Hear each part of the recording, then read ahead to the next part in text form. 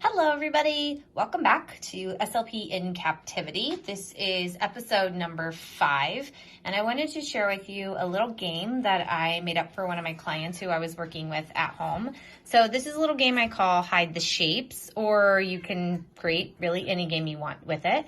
So what I did was I just colored some shapes. These are laminated. You don't have to laminate them. I've just found that laminating them makes them last longer.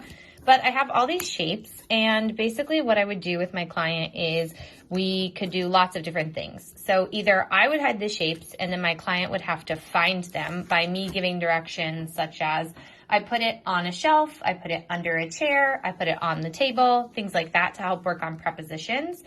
Or it's also following directions. So go get the blue circle, bring it to me.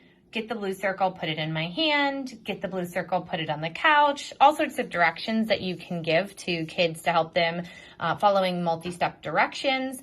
One thing that I do want to be cautious of, lots of speech language pathologists love to give prepositional goals, but we need to make sure that when we're working on prepositions that we really help kids to make them functional. So what that means is that we teach them prepositions in a context that they can actually use them. So teaching kids that milk and eggs belong in the refrigerator, whereas cereal might belong in a pantry or on a shelf, or their shoes belong in their closet, dirty clothes belong in a hamper, things such as this to help them really practice. But this is just like a fun way to practice.